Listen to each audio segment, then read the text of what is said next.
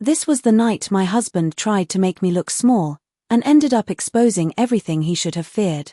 The clink of crystal glasses echoed softly across the long oak table, polished to perfection, reflecting the warm amber glow of the chandelier above. Everything about the evening whispered control, status, precision, everything except the subtle shift in tone that only I seemed to notice.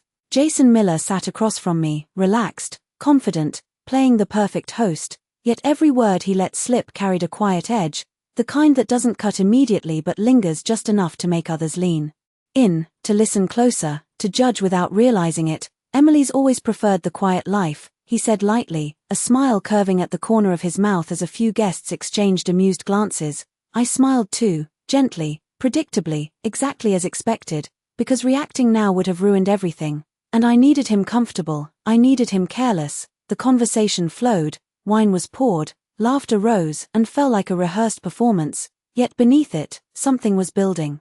Something patient, something deliberate. My father, Richard Carter, sat at the head of the table, silent, observant, his presence alone enough to keep everyone measured, yet even he hadn't interrupted, not yet, which meant he was waiting, or perhaps, he already knew. She doesn't really contribute much, Jason added, softer this time, as though it were an afterthought, but it wasn't, it was placement, precise and intentional, a seed planted in the right moment. I lowered my gaze briefly, letting the silence stretch just long enough to feel uncomfortable, just long enough for them to think I had nothing to say, because the truth was, I had already said everything that mattered, just not here, not yet, and certainly not in a way Jason could control.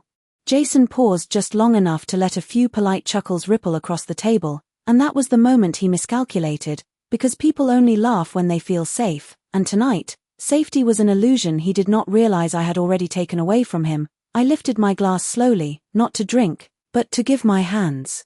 Something steady, something controlled, because every second of silence now mattered more than any argument ever could. Well, he continued, leaning back slightly, growing more confident with each passing reaction, some people are just better suited to staying out of the way, and there it was, not loud, not explosive, but sharp enough to settle into the room like a quiet verdict. A few guests avoided eye contact, others watched closely, sensing something beneath the surface they could not quite name, and across from me, my father still had not moved, which told me everything. He was waiting to see who would reveal themselves first. I let a faint smile touch my lips, subtle, almost unnoticeable, because the truth is, people reveal far more when they believe you are not a threat, and Jason had convinced himself I was not one a long time ago. The waiter stepped forward to pour more wine, but I gently placed my hand over the rim of my glass, declining without a word, a small gesture.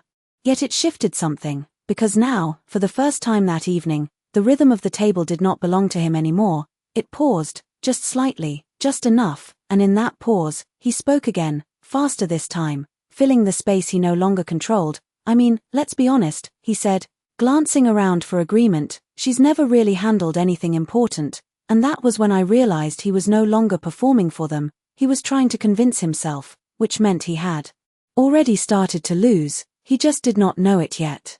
There is a moment, right before everything shifts, when the room still believes the story belongs to someone else, and I could feel that moment stretching now, fragile, almost delicate, as if one misplaced word might break it too soon. So I let it hold, I let him keep speaking, because every sentence he added only tightened the space around him. Jason leaned forward slightly, his voice lowering as though he were sharing something honest, something reasonable. It is not a criticism, he said.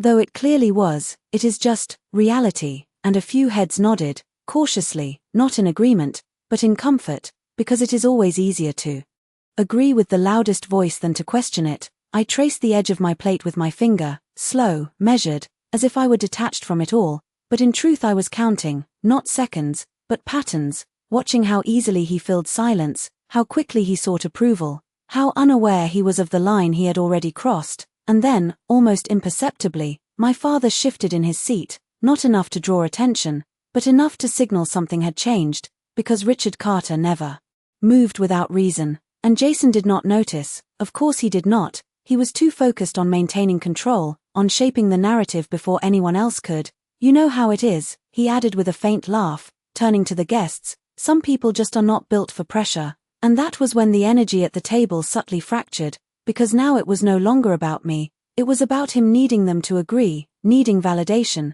and that need, quiet as it was, revealed far more than any accusation ever could. I lifted my gaze then, meeting his eyes properly for the first time that evening, not with anger, not with hurt, but with something far more unsettling, calm, steady, certain, and in that brief connection, I saw it, the flicker of hesitation, the smallest crack in his confidence, because for the first time, he realized I was not reacting the way he expected, and that uncertainty, however slight, was the beginning of everything unraveling.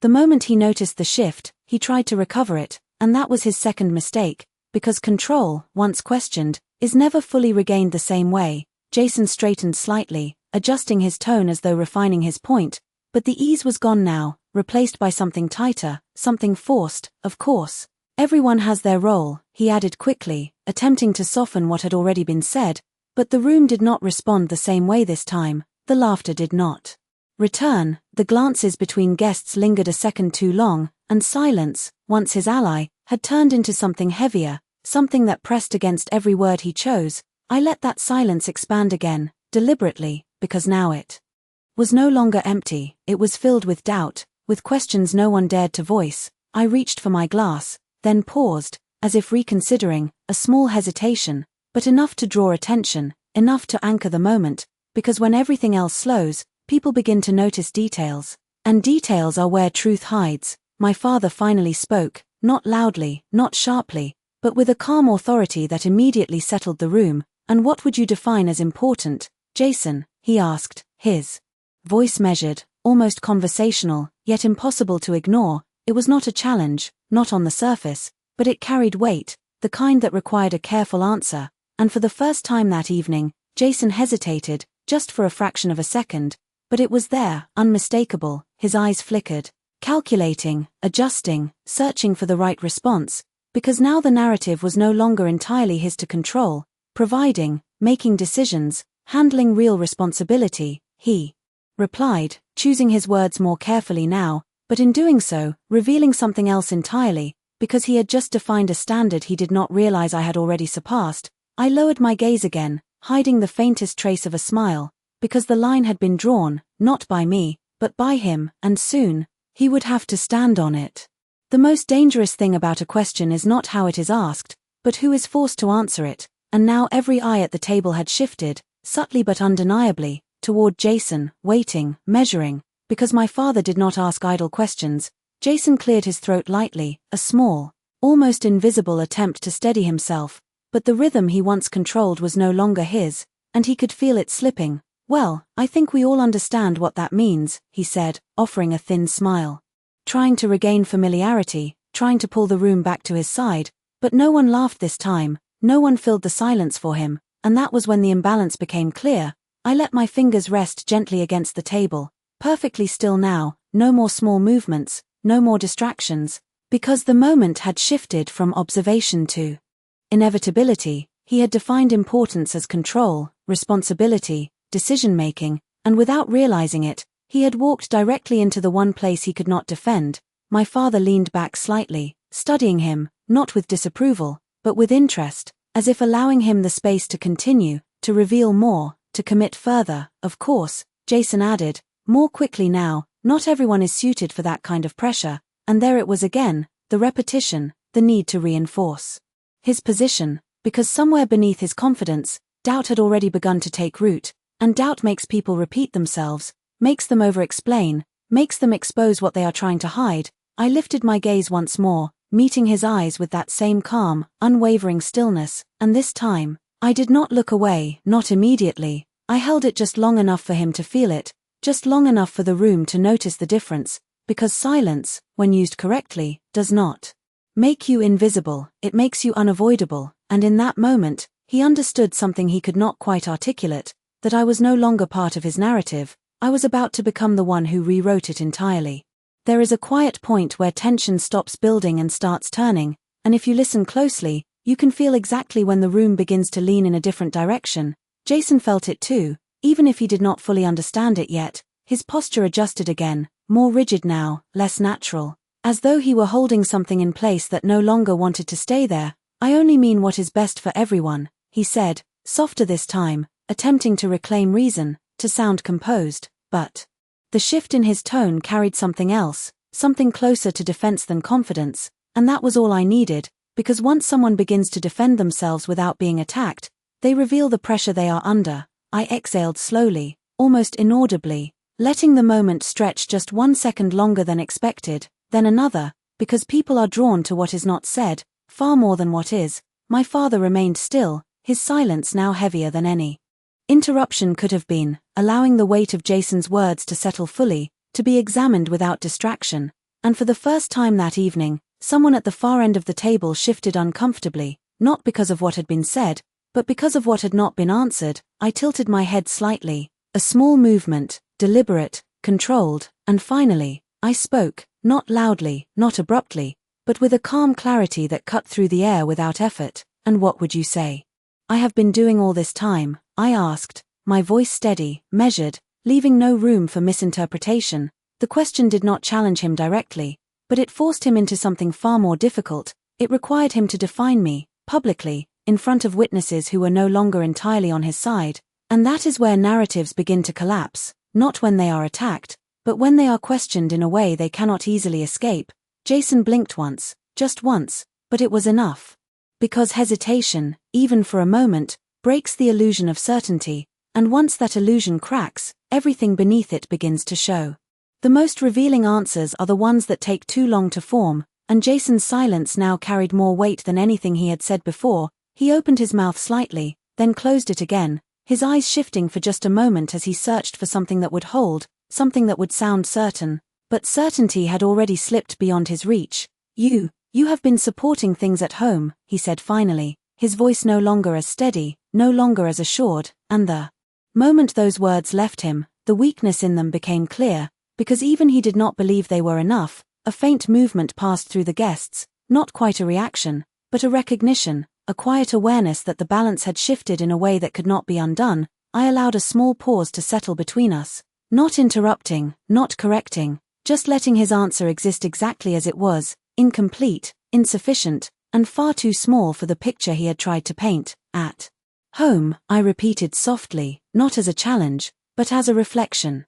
As though I were considering the phrase itself, testing its weight, and in doing so, I gave him one more chance to expand, to strengthen his position, but instead, he leaned back slightly, retreating rather than building, and that single movement said more than any explanation could have, because people who are certain lean forward, they hold their ground, they define, but people who are unsure create distance, even when they do not realize it. My father's gaze remained fixed on him, calm, unwavering, giving nothing away, and that silence, once again, became the space where truth began to surface. I let my fingers lightly brush against the edge of the table, grounding the moment, then lifted my eyes to meet Jason's once more, this time without softness, without hesitation, and in that stillness. I could see it clearly now, the exact point where his confidence had fractured, the precise moment where the version of me he had relied on no longer existed, and the realization, quiet as it was, had already begun to settle in. There is a moment when a single word becomes a turning point, and once it is spoken, everything that follows can no longer return to what it was. "At home," I said again, this time with a faint trace of something sharper beneath the calm, not anger, not bitterness, but clarity, the kind that does not ask for permission, the kind that quietly rewrites the entire conversation. I let the words settle, just long enough for everyone at the table to feel their weight, to notice how small they sounded compared to everything Jason had implied before, and then, without raising my voice, without changing my posture, I added, "That is an interesting way to describe it, a simple sentence, but one that shifted the ground beneath him, because now it was not about defending himself, it was about explaining a version of reality that no longer held together." Jason straightened, his expression tightening slightly as he searched for control, for something firm to hold on to. "I meant it in a positive way," he said quickly, but the speed of his response betrayed him, because people who are certain do not rush to clarify, they let their words stand. My father's fingers tapped lightly once against the table, a small, precise sound that drew just enough attention to remind everyone that he was still listening, still measuring, and still saying nothing, which made his silence more powerful than any statement. I allowed myself a brief glance down the table, noting the subtle shifts, the way conversation had fully stopped, the way every guest was now watching, not out of curiosity, but anticipation, because they could feel it too. Something was about to be revealed, something that had been building long before this evening. I lifted my gaze once more, meeting Jason's eyes, and this time, there was no softness left at all, only certainty, only control, and the quiet understanding that the version of me he had been speaking about no longer existed anywhere in this room. The truth does not need to be loud to be powerful, it only needs to arrive at the exact moment when no one can ignore it, and that moment had finally come. I let the silence stretch one last time, long enough for every person at the table to feel the shift, to sense that whatever came next would not be easily undone. Then I reached calmly beside my chair, my movement unhurried, deliberate, drawing every eye without demanding it. Jason watched closely now, no longer relaxed, no longer certain. Because uncertainty had fully settled in, and it changes the way people see even the smallest action.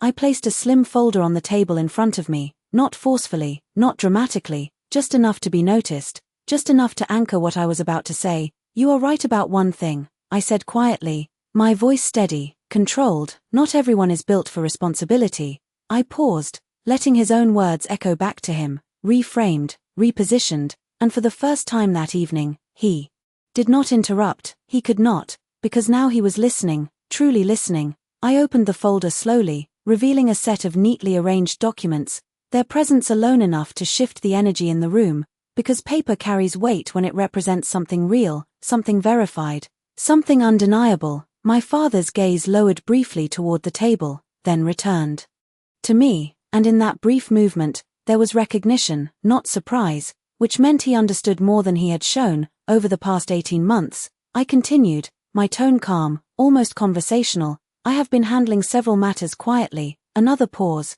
precise, intentional, including the financial restructuring of Miller Holdings. The name settled into the room like a quiet impact, subtle, but unmistakable. Jason's expression changed, not dramatically, but enough, a tightening around the eyes, a stillness that replaced his earlier movement, because now he understood that the conversation had moved beyond opinion, beyond perception, into something far more difficult to control: reality. Reality has a way of silencing a room faster than any argument ever could, and I could feel it now, the complete stillness that followed my words, not confusion, not disbelief, but recalibration, because everything they thought they understood about me had just been quietly dismantled. Jason did not speak immediately, which told me everything, because a man who always has something to say suddenly had nothing prepared. His eyes moved briefly to the documents, then back to me, searching, calculating, trying to determine how much I knew, how much I controlled, and more importantly, how much I had already set into motion without him. "That is not something you handle alone," he said finally, his voice lower now, more cautious, no longer performing, but negotiating. And that shift was critical, because it meant he no longer saw me as part of the audience, he saw me as a factor he could not ignore.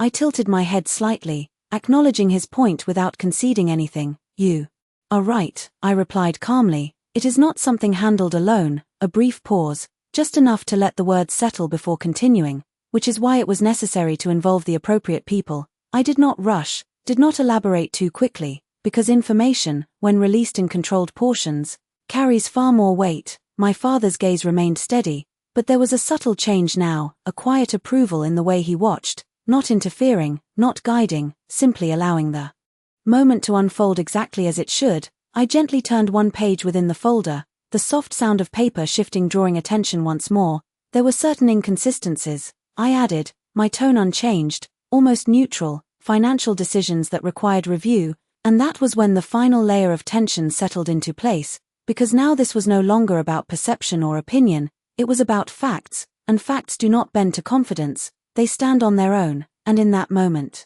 Jason understood something far more unsettling than embarrassment. He understood that the version of control he believed he held had already been quietly taken from him long before this dinner ever began.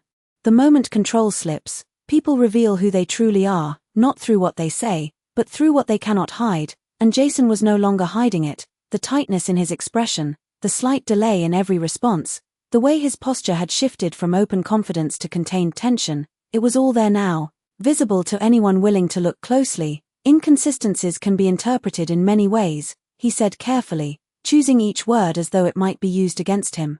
Which, in a way, it already had been, and that careful tone told me more than any admission could have.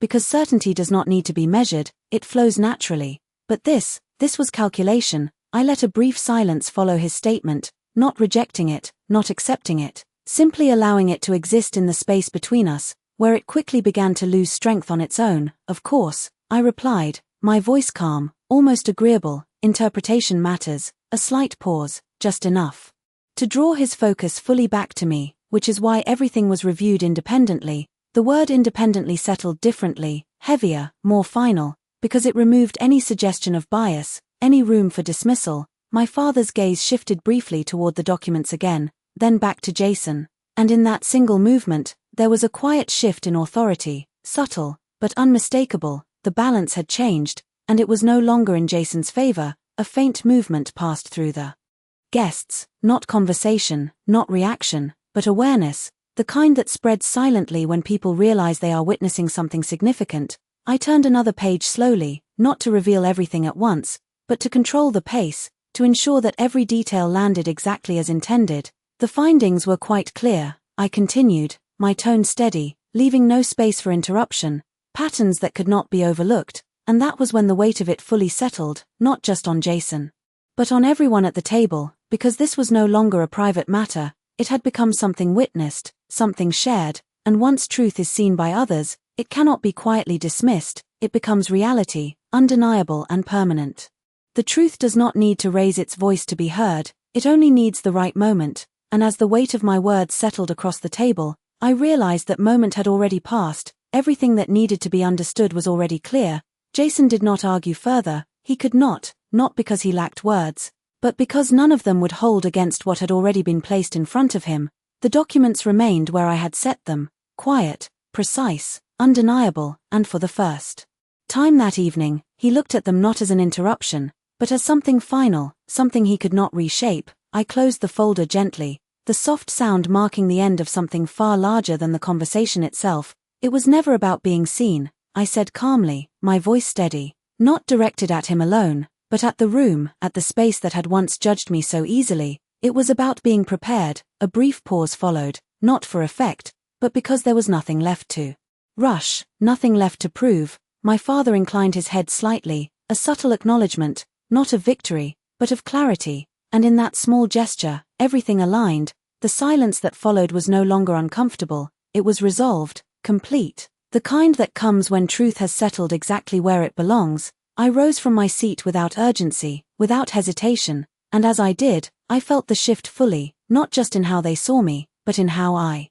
understood myself. The version of me that had sat quietly at this table before no longer existed, not because she had been wrong, but because she had outgrown the need to explain herself. I glanced once more at Jason, not with anger, not with triumph, but with a quiet finality, because some endings do not require confrontation, they simply require clarity. And as I stepped away from the table, leaving behind the weight of everything that had been said, I understood something with complete certainty. Silence had never been weakness, it had always been preparation, and tonight, it had said everything that mattered.